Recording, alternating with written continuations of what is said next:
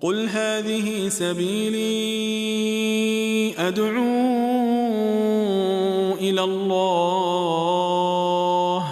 على بصيرة أنا ومن اتبعني وسبحان الله وما أنا من المشركين. بسم الله الرحمن الرحيم. الحمد لله رب العالمين، والصلاة والسلام على المبعوث رحمة للعالمين نبينا محمد وعلى آله وصحبه أجمعين. أما بعد.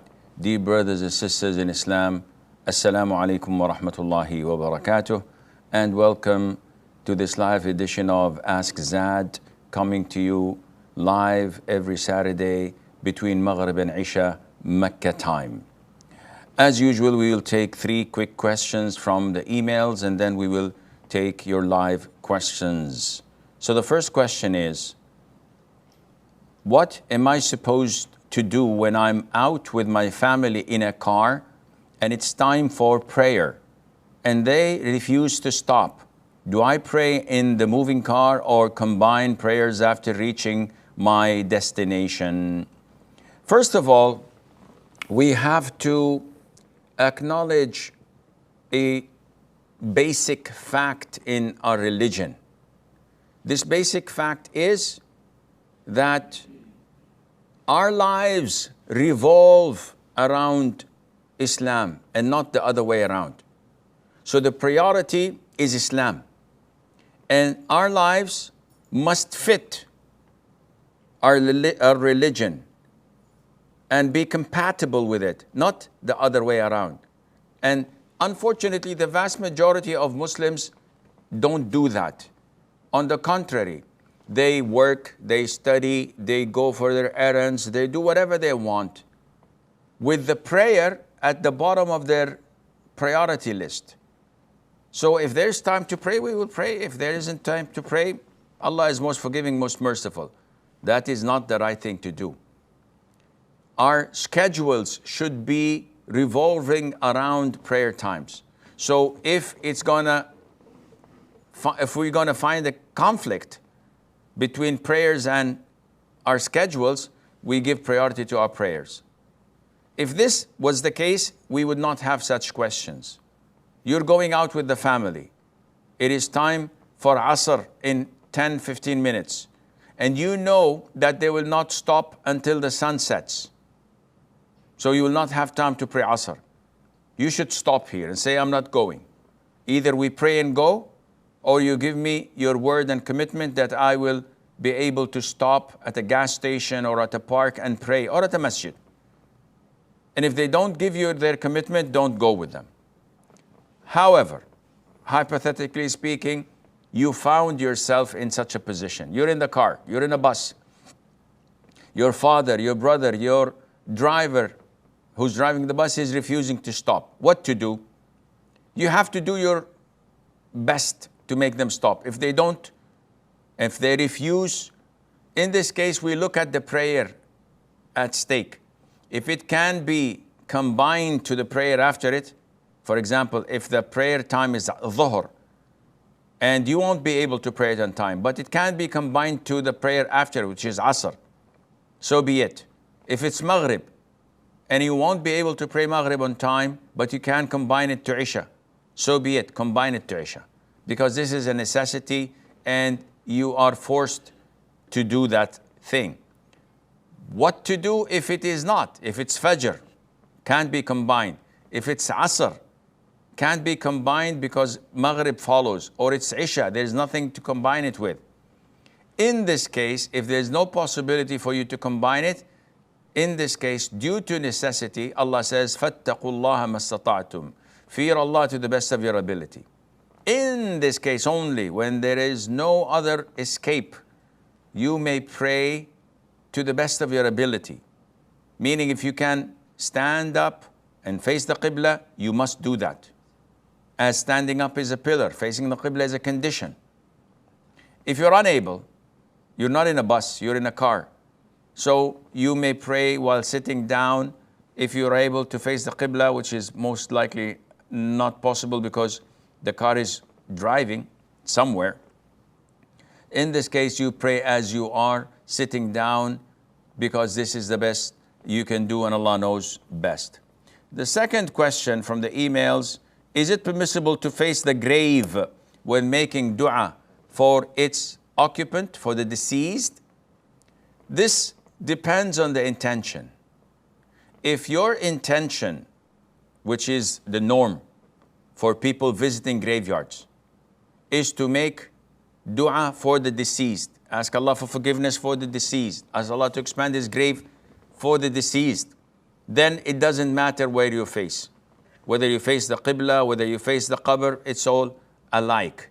Because the Prophet ﷺ, after concluding burying one of his companions, he used to tell the companions, who were alive of course, ask Allah for forgiveness for your brother and ask Allah to make him steadfast as he's being questioned now. So the Prophet ﷺ ordered them to make dua for him, but he did not tell them to face the Qibla, which means it's not necessary. But there are people who do not follow the Sunnah, who are ignorant of the authentic and correct and pure Aqeedah. So they may go to cemeteries and to graveyards to make du'as for their own selves, seeking the blessing of the location, thinking that this person is venerated to them.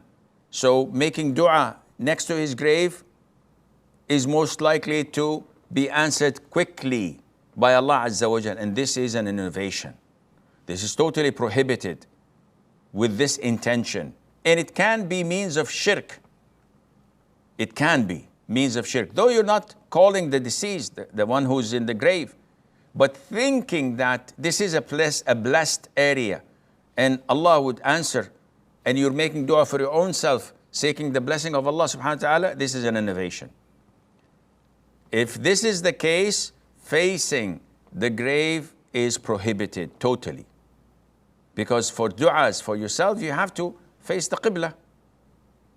Facing the grave which you think that the person buried there is venerated and glorified and has a status with Allah Azza wa Jal, this is not permissible at all. The final question is from Namira. She says, I know women aren't allowed to travel without a mahram. Does this also apply to girls below the age of puberty? Can a girl who's 3 or 4 years old travel with other women who have their mahrams with them, but the girl isn't a mahram to any of the men? The hadith that prohibits a woman from traveling stated that she's a woman and not a girl. And the Prophet said, ﷺ, it is not permissible for a woman who believes in Allah and the Day of Judgment to travel without a mahram. So a woman, by definition, is someone who has reached the age of puberty. Therefore, a 3 or 4 year old child, if it's safe, and this is the most important condition, even if she did not reach the age of puberty, it has to be safe. If it is safe, she is with good companionship with other women who will take care of her, she hasn't reached the age of puberty, there's no problem in her traveling, and Allah Azza wa Jal knows best. Now we take our first caller, Hamza from Bosnia. Hamza. Assalamu alaikum wa rahmatullahi wa barakatuh. Wa alaikum assalam wa rahmatullahi wa barakatuh.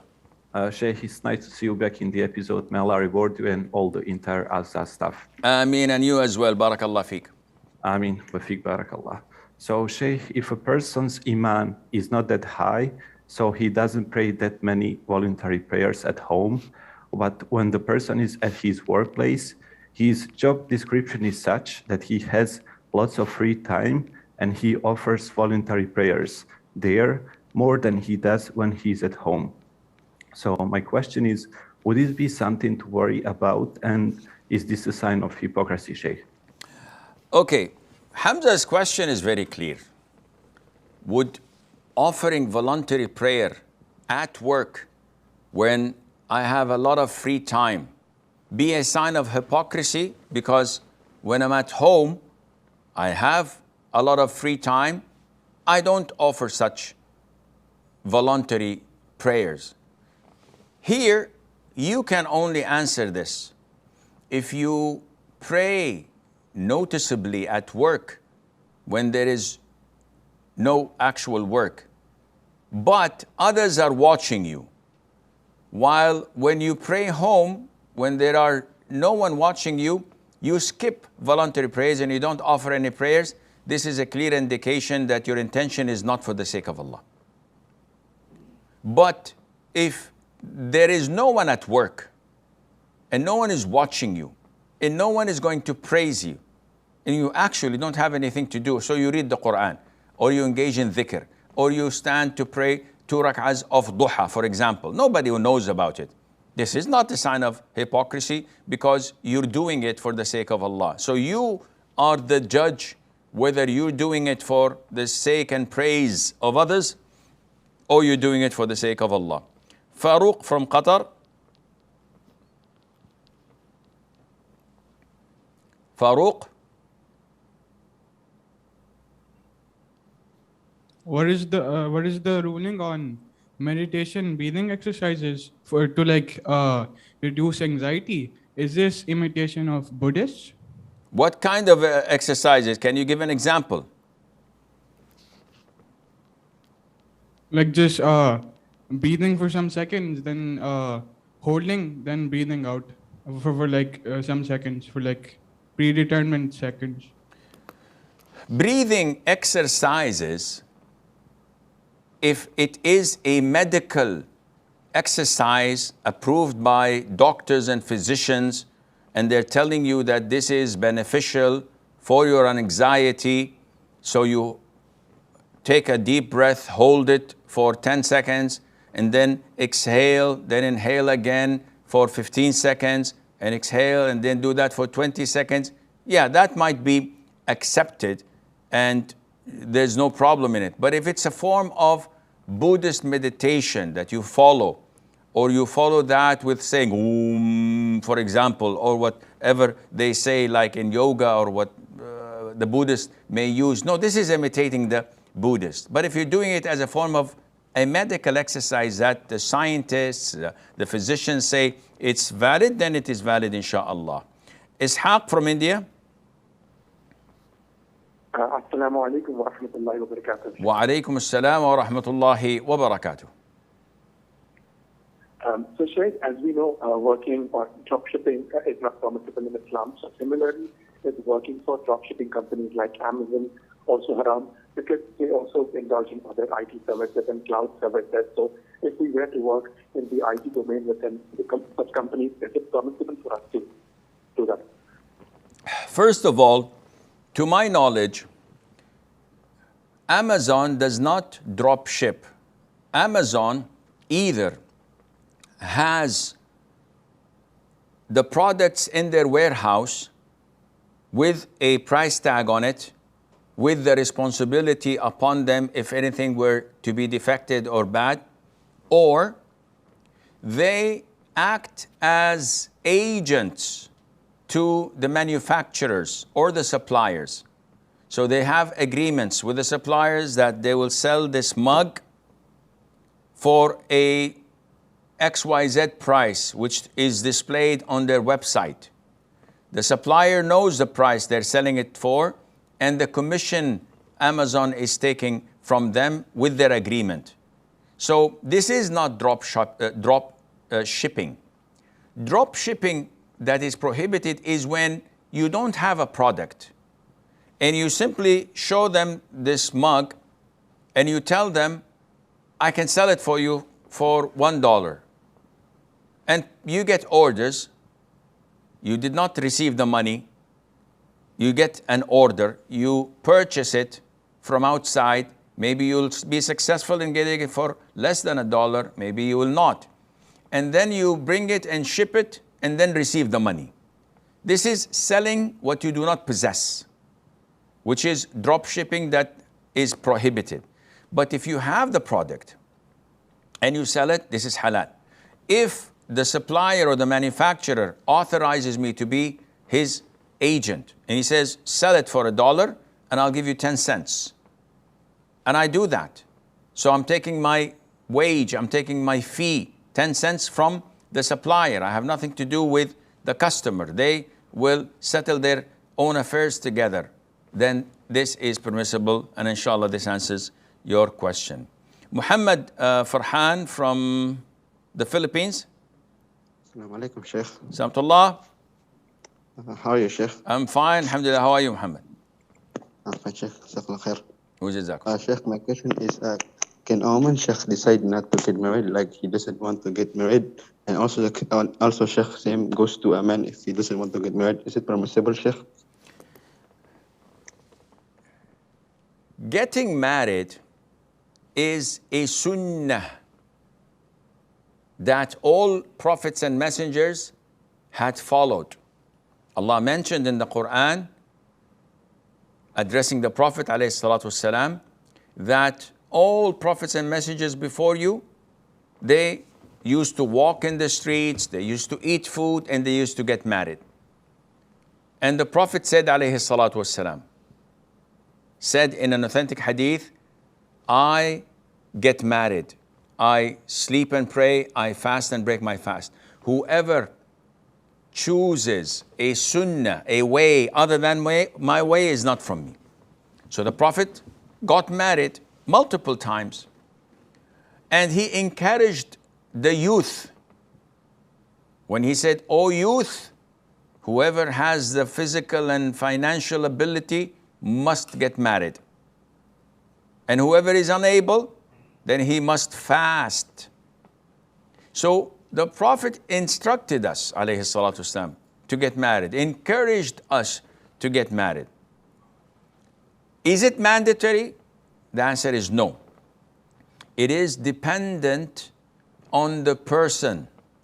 So if a person knows that he is hot-blooded, that he has a lot of desire that may drive him crazy, in this case, it is mandatory upon him to get married, or mandatory upon her to get married. How would we know that? By the amount of sins this particular individual is falling into. So he says, "Sheikh, I don't want to get married." Why? He said, "I don't feel like it. It's a lot of responsibility, blah, blah, blah, blah." I said, okay.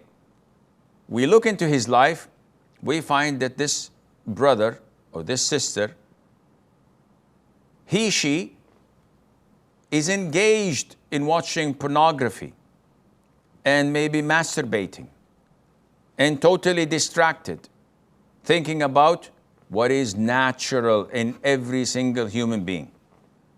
In this case, we say it's mandatory for you to get married because you are committing a lot of evil, a lot of haram, a lot of transgression.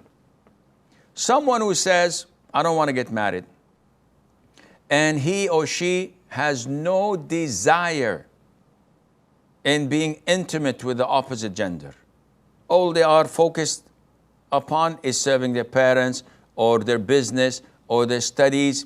They don't even care about issues of intimacy at all. They don't have any desire for it.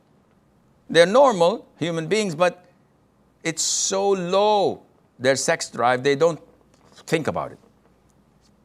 And they know themselves that if they were to get married, they would maybe fall into more sin, being unfair, being undutiful to their spouse, being this and that. In this case, if such a person does not want to get married at the moment, may postpone it for a couple of years, there's no problem in that, and Allah Azza wa Jal knows best. Nasra from the States. Assalamu alaikum. Salamtullah. What advice would you give to the Muslim sisters who constantly have to face discouraging comments from family members or other Muslims who try to convince them that the niqab will be a hurdle in life and that it'll inhibit them from doing basic things like getting a decent education, or just in order to live a normal life, they would have to completely take it off? Every person on earth has his test. Don't ever forget this fact. Even the richest man on earth, who is he? Elon Musk? Warren Buffett? Bill Gates? The richest man on earth is being tested. Allah did not create a human being or a jinn without them being tested. People tests vary. Some are tested with wealth. What are they going to do with it? They're going to squander it in haram. They're going to earn it from haram. It's their test. They're going to pay for it. It's only a few years, and then in the hereafter, when it's time for the scales to be weighed, Allah would hold them accountable, and then it's either heaven or hell. Some are tested with poverty. They can't pay their bills. They can't pay the rent. They can't make ends meet. So they struggle and they suffer. This is their test. Some are tested with health, power, youth. And Allah would see what they do with all of that. And others are tested with calamities, with illnesses, with handicap, with diseases. And Allah would also test them to see whether they're patient, tolerant, content, or objecting and complaining. Your test is in abusive and bullying members of your family who do not like the fact that you're being righteous, practicing, wearing the niqab. So they try to put hurdles in front of you, obstacles. They try to intimidate you, exactly as the plan which Satan has placed for them. Allah says in the Quran, الشيطان يعيدكم الفقر ويأمركم بالفحشاء والله يعيدكم مغفرة منه وفضلا والله واسع عليم. Allah Azza wa Jalla, Satan orders you or promises you with poverty and orders you to do vice and sins, while Allah promises you with forgiveness and grace. So whose promise are you going to believe? So these bullies come and try to intimidate you. You'll never get married. Nobody will see you. You'll never make it in school. It's going to be an obstacle for you to get a job. You'll never have a career. You'll never have a life. Look at everybody else. They're enjoying their lives. They're going to Disney World, Disneyland, and having fun and living their normal lives while you are wearing a tent over your head. You're all covered like a ninja warrior, and everybody's terrified from you. This is what they say. Footnote. This is what they used to say to our Prophet ﷺ. The same abuse, the same harassment. But what happened? What doesn't kill you makes you stronger, as they say. Look at the companions, how they tolerated such abuse and bullying, and they became the leaders of the world. You are on their footsteps. You're walking the same path. This is the roadmap that we all have to follow. You're tolerant, you're patient, you're content, you're giving them a big smile and not arguing with them, not being provoked by what they say, not defending yourself. Just give them a smile and don't reply. It will turn the tables on their heads. They'll be agitated. They'll be angered by failing to provoke you and to make you react negatively. And this will make you prevail in this dunya, and it will make you prevail at the sight of Allah Azza wa Jal. So remain steadfast on Islam. Abide by the Quran and the Sunnah. Who cares if they praise you and clap all day long for you, or they criticize you and say bad things about you? I could care less. I'm doing what I'm doing for the sake of Allah, and I'm willing to go all the way to the end for the sake of Allah, and Allah knows best. Sadiqa from Bangladesh. Assalamu alaikum wa rahmatullahi wa barakatuh. Wa alaikum assalam wa rahmatullahi wa barakatuh. Can I send gifts like dresses, jewelries, makeups to my non-hijabi relatives? Because it could happen that they will wear them outside of the house or in front of non-mahram, or it couldn't happen. So what will I do? This is something that you have to calculate the pros and cons. I could give someone a box or a container of ice cubes. He can use it with cold water and he can use it with his gin and tonic. Maybe, I don't know. So what do I feel? If I feel that if I buy this dress to my sister or to my aunt, and I know for certain that she will wear it without the hijab in front of non-mahrams, it becomes prohibited for me to buy her such a dress. If I'm certain that she will not wear it in front of non-mahram for certain, then it's totally permissible to buy her. If I'm doubtful, the default is that it's a halal dress, and it depends on the person wearing it, whether sinful or not, depending on the occasion and the circumstances.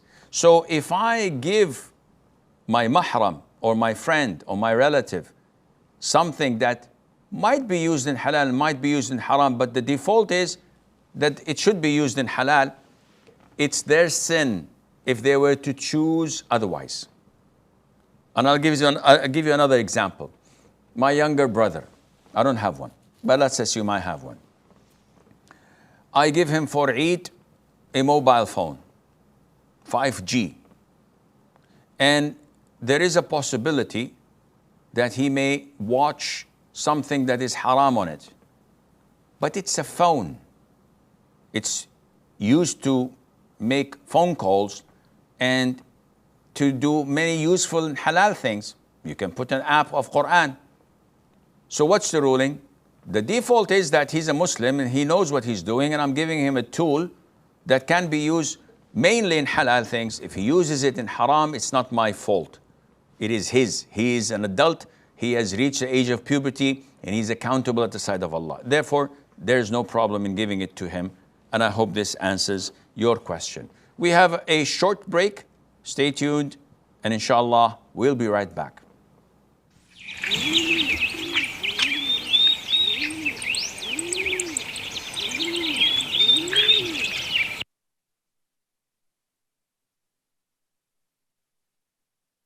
Assalamu alaikum wa rahmatullahi wa barakatuh.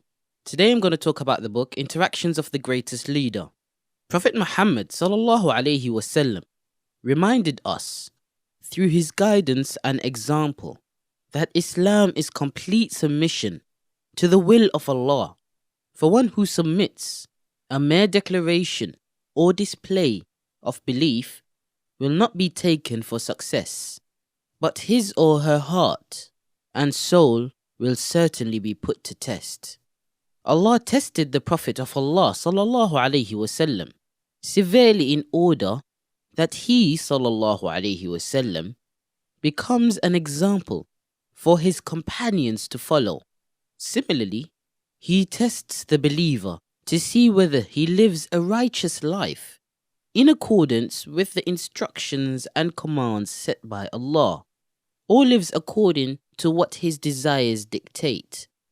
Whether the faith he displays is firmly rooted in his heart, or is it merely on the surface.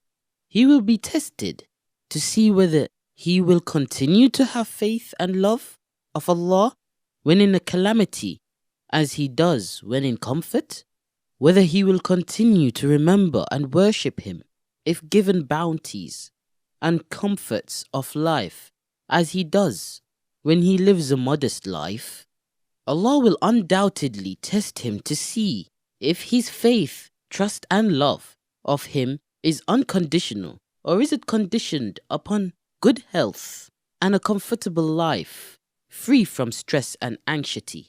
The Prophet of Allah sallallahu alaihi wasallam showed us through his own example that for a righteous Muslim, this life is a testing ground where he will continue to be tested until he meets Allah.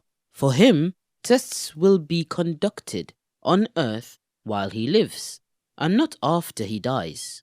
He knows that as soon as death arrives and he steps into the next world, his tests are over. There, he only receives the result of his tests and enjoys the fruits of the deeds that he committed during a short span of time called life.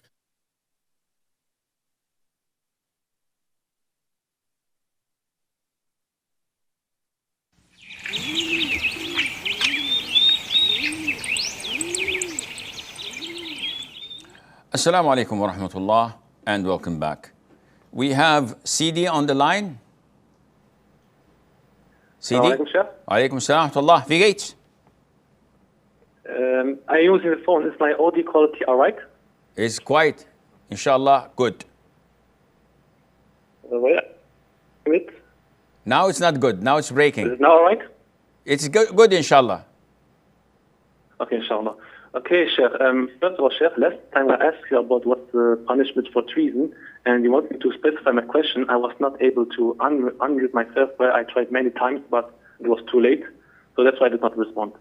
And now, Sheikh, my question is, if a person is interested in learning Islamic politics and economy, like how the Islamic state should be structured, who the Muslim ruler is, how he should be selected, and how to be punished, and so much more according to Quran and Sunnah. And this person wants to learn more about them. So which are the best book that talks about the fiqh of politics and fiqh of economy that you would recommend if such fiqh and book exist? Okay, first of all, this is a little bit way above my pay grade, because this requires someone who's specialized in these things. I have zero knowledge in politics and not that much adequate knowledge in economy. I have general idea about Islamic rulings and teachings.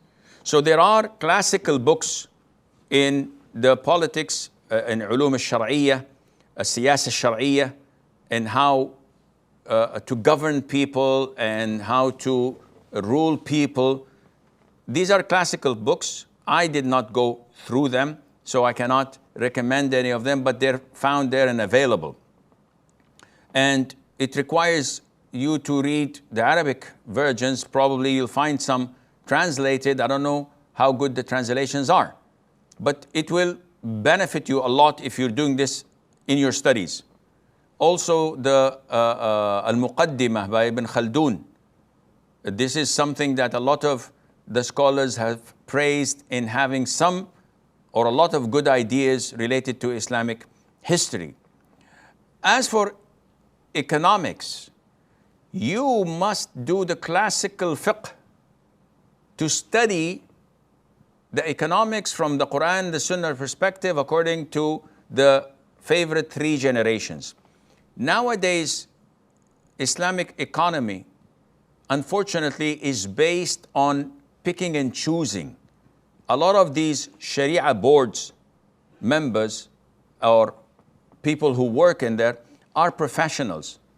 And instead of trying to find what is the best according to the Quran and the Sunnah, they collect all what has been said throughout history in the books of fiqh, regardless if it is baseless or based on something. It's just there in one of the Hanafi books. It was just there in one of the Maliki books. It's a quote. They just grab it and they put it in cards and they flashcards, and they start to look into today's current economical systems, how they trade, credit cards, transactions, hedging, betting, margins, etc. Everything. Loans and the likes. Bonds. They look all at these things and they look at their flashcards, trying to see something that may coincide and fit. So they say, oops, okay, we found this in a Shafi'i book. Who said this? XYZ. What's the reference to it? I don't know, it's a Shafi'i school of thought. So because it's in one of the books of fiqh, so this opinion is there, we can follow that. Okay, what does the Quran and Sunnah say? Regardless, we have something to follow. Unfortunately, this is how the vast majority, not all of them, this is how they work. And this is how they get their bonuses. And this is how they're getting paid a lot. Because they are twisting, not breaking the laws. They're bending the rules a little bit. And we have a quote from XYZ scholar who said this. And this scholar is maybe 6 or 7 generations after Abu Hanifa or after Imam Malik. But it's there in the books.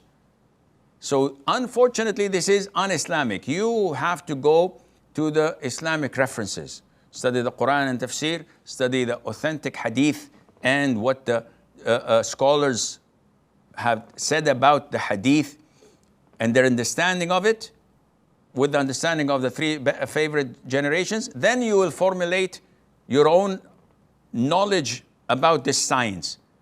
Once you explore Islamic economy or other economies, you can relate to that, and Allah knows best. Faizan from India. السلام عليكم شيخ. عليكم السلام ورحمة الله وبركاته. غفر الله والديك ورحمك الله. وأنتم كذلك.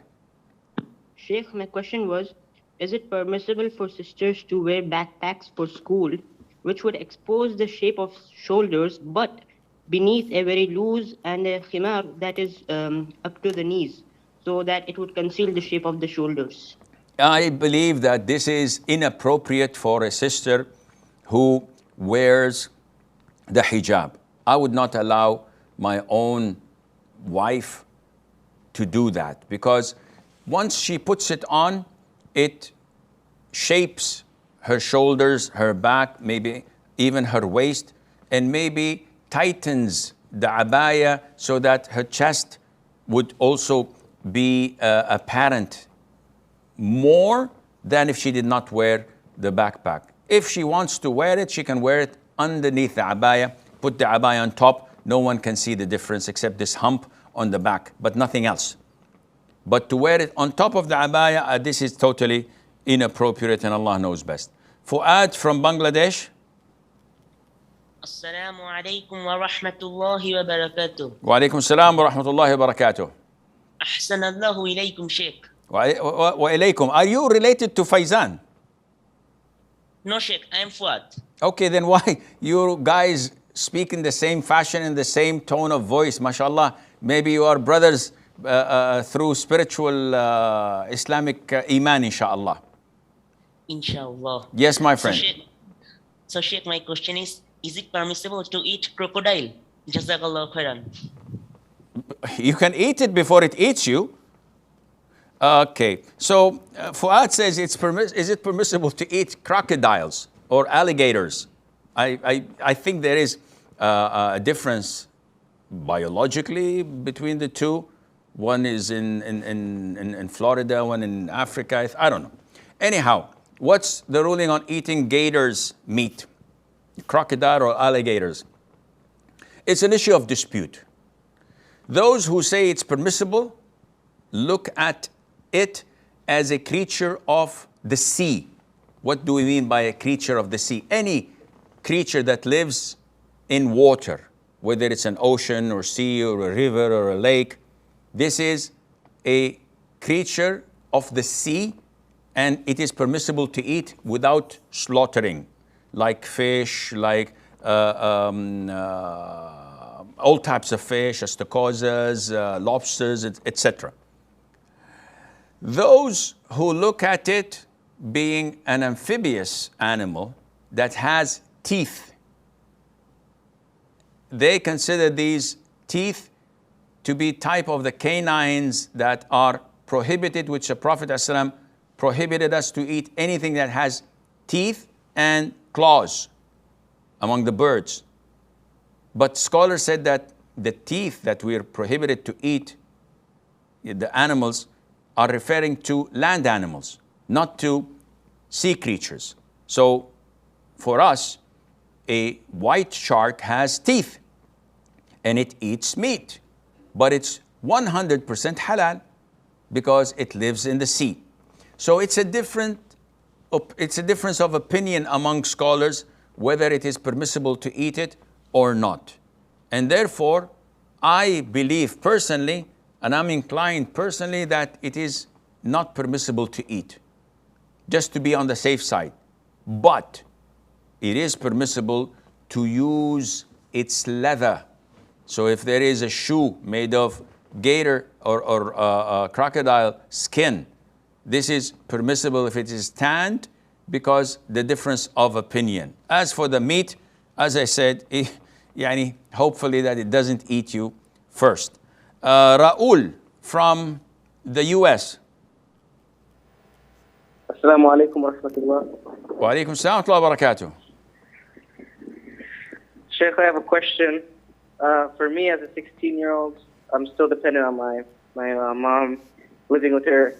She has a store, and she sells haram things. She buys haram things for it. So, if she tells me to do something, and I don't say, no, Mom, this is, like, she already knows it's haram and everything. If I don't say, if I say no, then she might be angry. She might tell my stepdad to do something. Or, it might be hard for me because you live with this person every day. You can't just go away or something. So can I obey her while hating it in my heart, if this were to exist?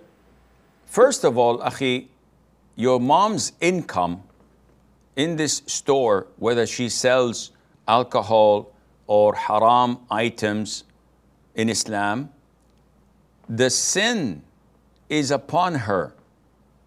The income is haram for her. When she takes the income and she buys food, or she pays for your tuition, or she buys you clothes, or she pays the rent, or she gives you pocket money, all of this is halal for you. There's no problem in that.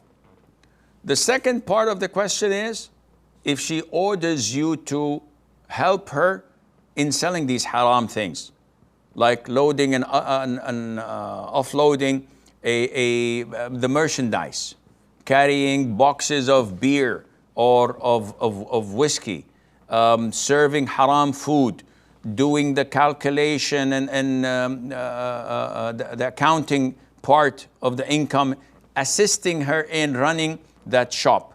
This is haram and it's not permissible. She may get angry, let it be. It's best to get your mom and your stepdad angry rather than getting Allah to be angry from you, because you don't want to participate in their sin, and Allah Azza wa Jal knows best. Aisha from Saudi. Assalamu alaikum wa rahmatullahi wa barakatuh, Sheikh. Salam wa barakatuh. Sheikh, my question is, I'm a working woman, and sometimes it's hard for me to pray muwakkida, sunnat al-muwakkida. So can I do, I can offer I offer fard, but sunnat al-muwakkida, can I do after coming back home, even if the time has passed for duhur?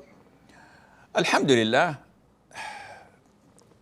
The default is that you pray the highly recommended voluntary prayer before or after a particular prayer within the times of the prayer itself, when it begins and before it ends. However, there is an authentic hadith narrated by Salama, may Allah be pleased with her, that the Prophet ﷺ once prayed 2 rak'ahs after Asr prayer. And she said, "O Prophet of Allah, you prohibited us from praying after Asr. And now you're praying this voluntary prayer." He said, "The envoy of so-and-so tribe came at Dhuhr time, and I was sitting and delegating and talking with them until the time expired. and I could not pray the sunnah that was post dhuhr. So now I'm making it up. And this means that if you have a legitimate reason and you can't pray it on time, you can make that up, insha'Allah, and Allah knows best. Faria from Bangladesh.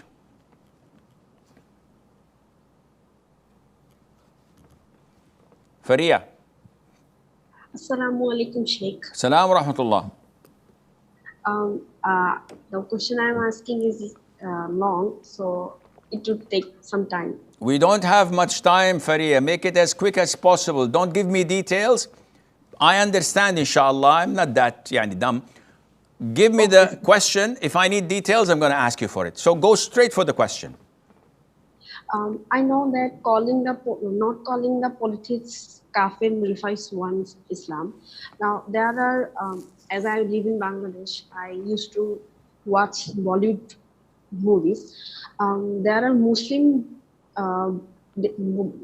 actors who married a Hindu woman in Hindu way. They follow Hindu religion, also Muslim religion, and they celebrate the festivals. Their wives are Hindu, but they don't consider their marriage as haram.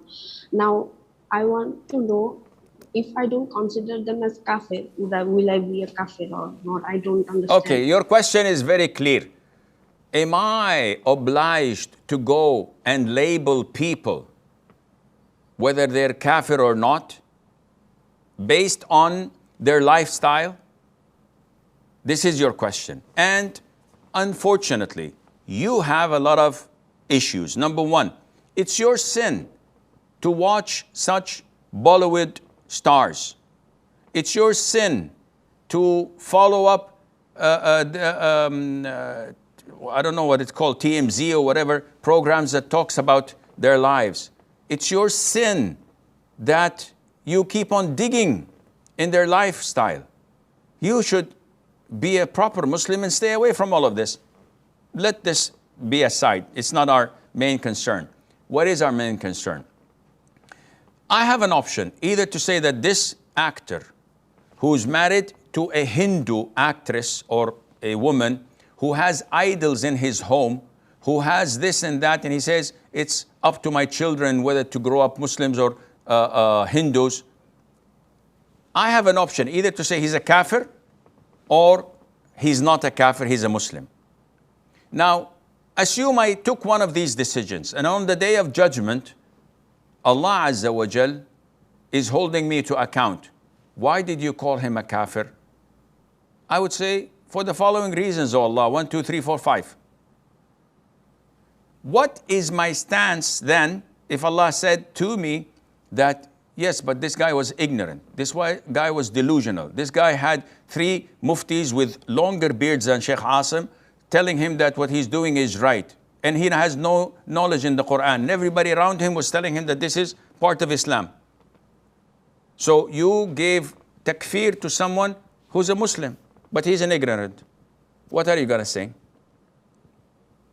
This is stance 1. Stance 2 is, you come on the day of judgment and say, what do you say about this person? Allah is not going to ask you, why didn't you label this actor as a kafir? Because you're not a judge. This is not your mission and vision in Islam, on earth. Your mission and vision is to worship Allah Azza wa Jal, not to go around and say, okay, Abdullah is kafir, Muhammad is not, Ali is kafir, Ahmad is not. It's not my job. I'm not the religious police. So if Allah will not ask you about him, and even if he asks you about him, you say, I don't know. I don't know the guy personally. I just read an article on a newspaper. Maybe it's true, maybe it's wrong. So I refrained. Is Allah going to punish you? The answer is no. Then what's the moral of this answer? The moral of this answer is, number 1, it is not your job to hold people accountable or to label them.